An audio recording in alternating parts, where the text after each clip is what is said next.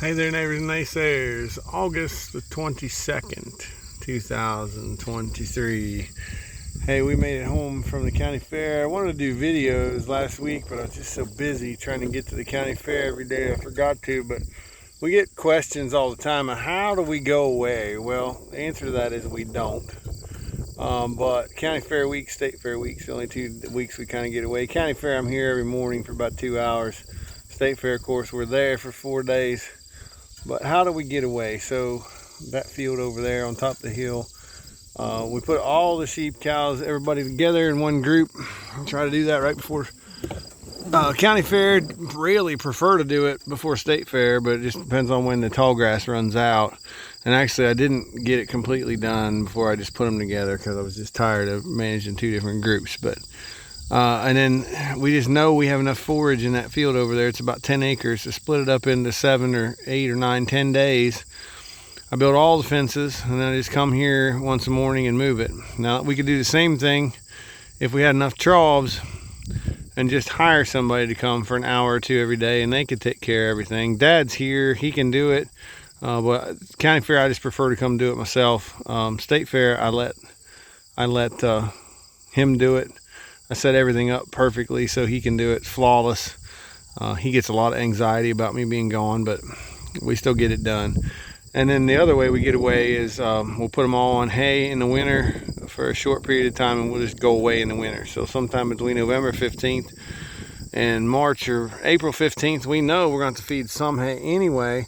We might as well put them on hay for those times. And we could do bale grazing. We could do a lot of things during that time to go away. So I just prefer to go away at those times. In the future, I'd like to have an intern or somebody that could do things for me, but you know how farming goes, we just don't make that kind of money. And I don't have anywhere for them to stay if I wasn't going to pay them and have to give them board and food and all that. So this is just how we make it work, the way we make it work now. So I didn't pull out the video to do that. I just wanted to give a quick dissertation on how we go away.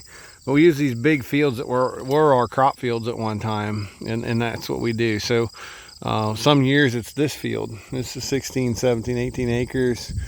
We'll use it when we go to county fair, and then some years we'll use that field when we go to county fair. It's pretty much whatever it is, whatever we're going to come to. Sometimes I'll skip this and go away for a couple days just so I can come back here to go to county fair, to state fair. But what I clicked the video on, that was a perfect shot right there. There was a bee come in and flew in on that ironweed plant. But as I drove back and forth to the fairgrounds every day, you know, I look at pastures. That's what I do. And I've got several grazers on the way to the fair and back, and I don't want to say bad things about them. I'm not trying to, but some of them have really beautiful, what we used to consider beautiful pasture fields that are sort of monocultures. If they're not monocultures, they're 1 or 2 species of grass and 1 or 2 species of legumes, and that's it. Almost no weeds, no variation to it. And then others aren't. Some of them are ragweed because they've been fed on in the winter, or the cows have tromped them up in the winter. But then there's our pasture fields, and I delivered beef to a customer the other day that was right next to one of my really good grazers, and their pasture fields look a lot like mine. And I guess what I want to talk about is normalizing the ragged view of pastures. This is what, in my mind, what our pastures should look like. I would love it to have less ironweed. I will agree to that, but a little bit of ironweed, some annual forbs in here. Now this field doesn't have any chicory nor buckhorn plantain in it. I wish it had that. But if I just stop for a minute and listen, I hope you can all hear the crickets. And that's just the one thing you can hear. That bee flew in here on that plant. There was a butterfly just come by. I've seen several monarchs out here today. We need to normalize this view of a pasture field, this rough view of a pasture field.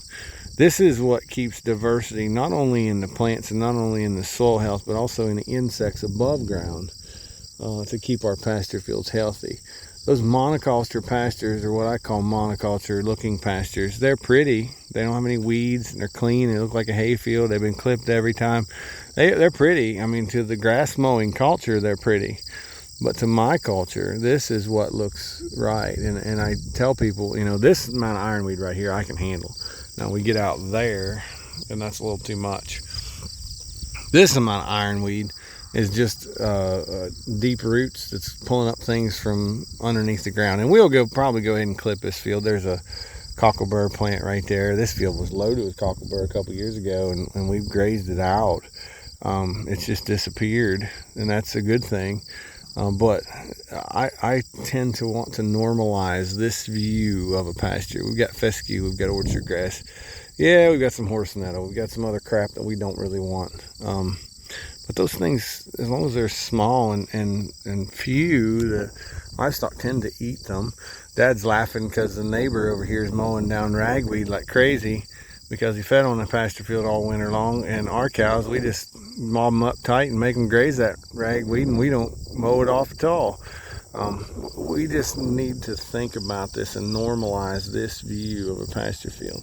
As I walk through here and hear the insects and see the bugs and see the life and the diversity that we have out here, this is what makes a really good pasture field. Yeah, we can get a high yielding pasture field with no weeds and clean, and it would be beautiful and it would be wonderful and it'd be great, but it's really not all that diverse for the above ground and below ground herd that we're trying to keep.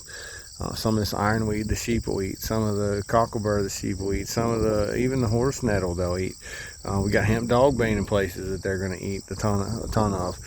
I grazed the field. I think I did a video. You can see it's been clipped up there by that red barn.